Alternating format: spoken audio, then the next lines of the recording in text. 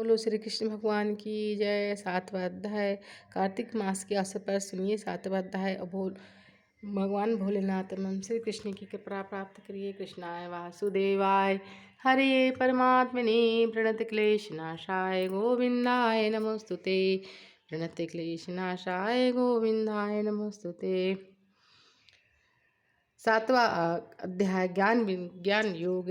इसके उपरांत भगवान श्री कृष्ण ने कहा, हे अर्जुन, मेरे प्रति तेरे मन में श्रद्धा भाव कैसे हो रहेगा, कैसे जगेगा, यह मैं तुझसे बताता हूँ। इसे जान लेने के पश्चात बाकी कुछ भी जानने योग की आवश्यकता नहीं रहती। हे पार्थ, सृष्टि के हजारों प्राणियों में कोई ऐसा ही विरला होता है जो मुझे अथवा मेरे परम पद को पाने का प्रयास करता है।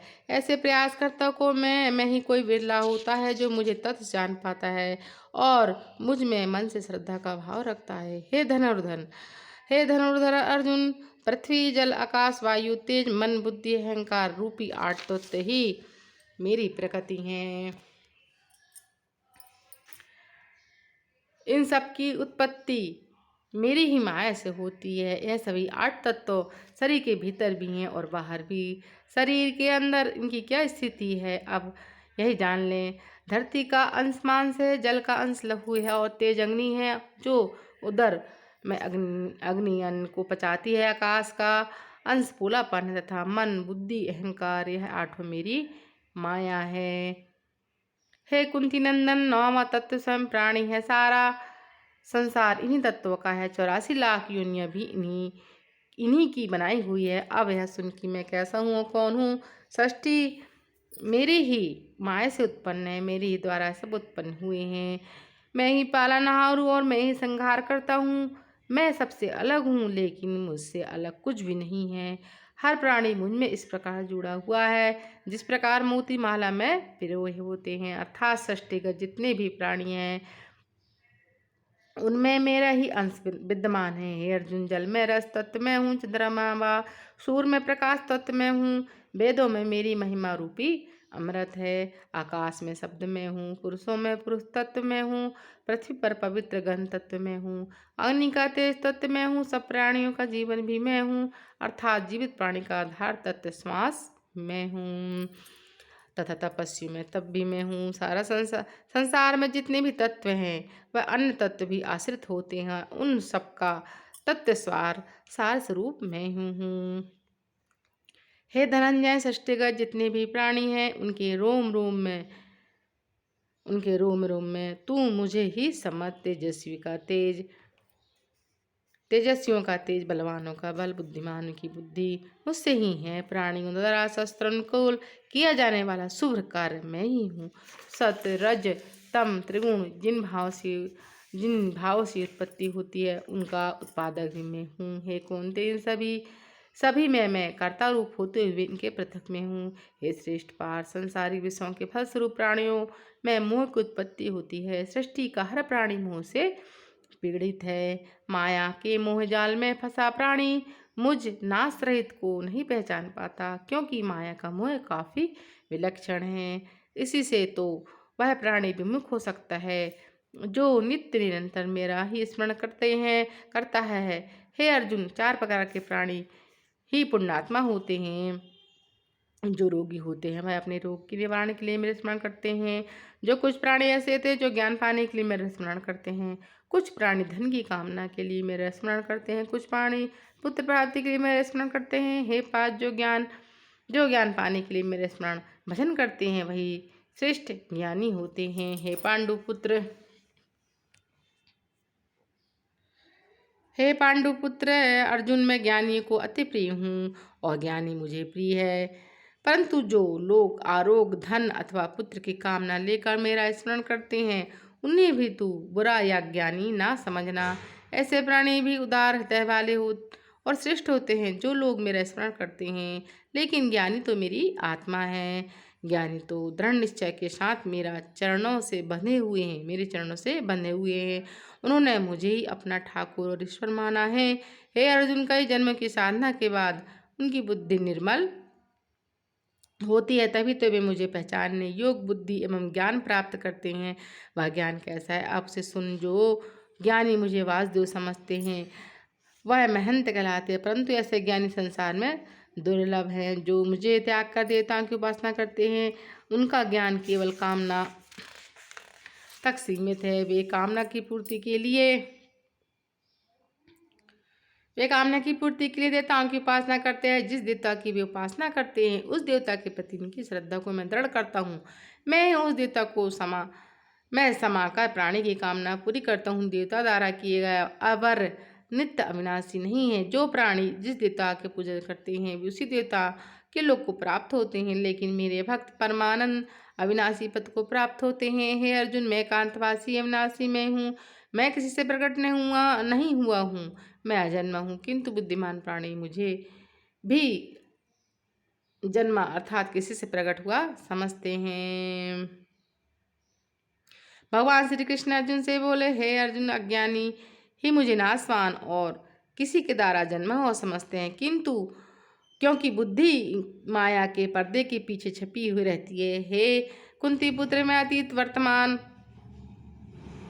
भविष्य के प्राण से भली प्रकार परिचित हूँ, लेकिन जिस प्राणी में मेरे प्रति श्रद्धा नहीं होती, वह मुझे जानता ही नहीं। प्राणी सुख दुख हर्ष व शोक में डूबा रहता है, जिससे अज्ञान को उदय होता है, परंतु जिस प्राणी की आसक्ति रहित कर्म करने के कारण राग द्वेष समाप्त हो जाते हैं, ऐसे प्राणी स्थित प्रज्ञ प्राणी ही मेरा स्मरण करता है। हे अर्जुन,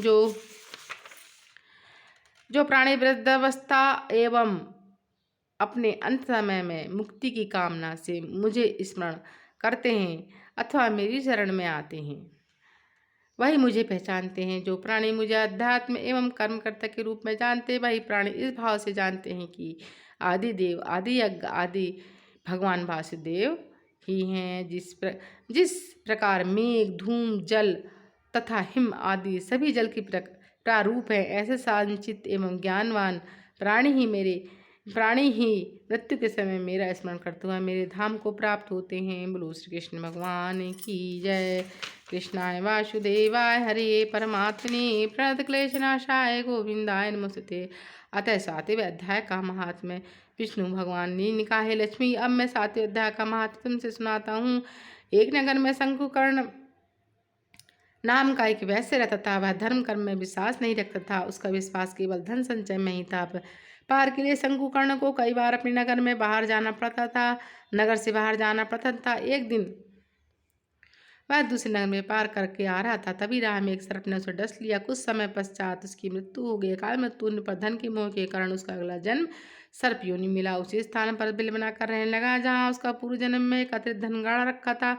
भैंस की सर्प योनि भोगते भोगते जब काफी समय व्यतीत हो गया, तब वह अपने पुत्र के सपने में आया। बोला, हे पुत्रो, मैंने नगर के बाहर जंगल में एक घने वृक्ष के नीचे पूर्व जन्म में अर्जित धन गाड़ रखा है। पूर्व जन्म में केवल धन से ही मोह था, इसलिए मुझे सर्प योनि प्राप्त हुई है। मैं उसी स्थान पर रहता हूँ जहाँ मैंने धन गाड़ रखा है। अब तुम उस धन को निकाल लो, क्योंकि मैं सर्प योनि में धन का उपयोग कैसे कर सकता हूँ। वैश्य पुत्र ने सपने में आपस में चर्चा की। उन्होंने अपने पिता के सर्प योनि से जन्म लेने का काफी दुख हुआ। वैश्य के पुत्र ने सोचा कि अपने पिता की गति का उपाय कोई करना चाहिए, मगर उनके पास धन न होने के कारण वे पिता की गति करने में असमर्थ थे। इसलिए वे नगर से दूर घने जंगल में वृक्ष की तलाश में कुदाल लेकर निकल पड़े। जंगल में पहुंचने पर इन्हें घना वृक्ष दिखाई दिया। उस वृक्ष के नीचे एक बावी दिखाई दी। उन्होंने सोचा कि अवश्य इस बावी में सर्प योनि में हमारे पिता ही रहते हों। यह सोचकर वैश्य के पुत्र ने कुदाल से वहाँ खुदाई शुरू करी। तब बड़ा छेद बड़ा हुआ, तब वहाँ से एक सर्प निकला। उसने पूछा, तू कौन है? मेरा घर क्यों जाड़ रहा है? तब वैश्य के पुत्र ने कहा, मैं शंकुगढ़ का पुत्र हूँ। मेरे पिता की मृत्यु सर्प के काटने से हुई है। इससे क्या तू वही दुष्ट सर्प है? मैं तुझे जीवित नहीं छोड़ूंगा। हे पुत्र, मैं तेरा ही पिता हूँ, शंकुकर्ण हूँ, मुझे मत मार। ऐसा कर, इस अदम देह से मुझे मुक्ति दिला, सर्प ने कहा। तब शंकुकर्ण के सब पुत्र वहां आ गए और बोले, हे पिताश्री, आप इस दमदेह योनि को कैसे प्राप्त हुए? सर्प ने कहा, यह मेरे पूर्व जन्म का कर्म था जो मैं इस योनि को भोग रहा हूँ। यह सुनकर पुत्रों ने कहा, हे पिताश्री, क्या कोई उपाय नहीं है जिससे आप सदगति को प्राप्त हों और आपका उद्धार हो? तब सर्प ने कहा, हे पुत्रों, किसी गीतावादी ब्राह्मण को लाकर घर में भोजन कराओ और उसका सेवा करके उसके आशीर्वाद प्राप्त करो, तभी मेरा कल्याण होगा। इसके पश्चात सर्पयोनि को प्राप्त शंकुकर्ण के पुत्र घर आए और नगर में जितने भी गीता पाठी ब्राह्मण थे उन्हें उत्तम भोजन कराया। गीता के साथ अध्याय का पाठ कराया उसकी से और उनकी सेवा की, तब दक्षिणा देकर कहा, हे महापुरुषों, आप हमें आशीर्वाद दें ताकि हमारे पिता शंकुकर्ण का उद्धार और कल्याण सुखी। वे सर्पयोनि के धंधे से छूटे। शंकुकर्ण के पुत्र की सेवा भाव से प्रसन्न हो साधु ब्राह्मण ने उन्हें आशीर्वाद दिया। इसके परिणाम स्वरूप सर्प की योनि से मुक्त पाकर शंकुकर्ण देवदेही को प्राप्त हुआ। वह अपने पुत्रों को आशीर्वाद देता हुआ आकाश से उत्तरी विमान पर चढ़कर वैकुंठ धाम की ओर चला गया। वैश्य द्वारा संचित किए गए धन की उसके पुत्रों ने गौशाला, मंदिर, धर्मशाला आदि का निर्माण कराया। भगवान विष्णु ने कथा सुनाने के उपरांत कहा, हे लक्ष्मी, इस प्रकार गीता के साथ अध्याय का प्रभाव कंजूस वैश्य अपनी गुण से मुक्ति पाकर मेरे धाम को चला गया। साथ ही अध्याय का श्रवण मात्र करने से ही प्राणियों के सारे पाप छूट जाते हैं, सारे पाप नष्ट हो जाते हैं। बोलो श्री कृष्ण भगवान की जय। श्री कृष्ण गोविंद हरे मुरारी, हे नाथ नारायण वासुदेव, कृष्णाय वासुदेवाय हरे परमात्मने प्रणत क्लेश नाशाय गोविंदाय नमस्ते। श्री कृष्ण गोविंद हरे मुरारे, हे नाथ नारायण वासुदेवा। श्री कृष्ण गोविंद हरे मुरारे, हे नाथ नारायण वासुदेवा। बोलो श्री कृष्ण भगवान की जय। बोलो गीता माता की जय। बोलो गीता महारानी की जय।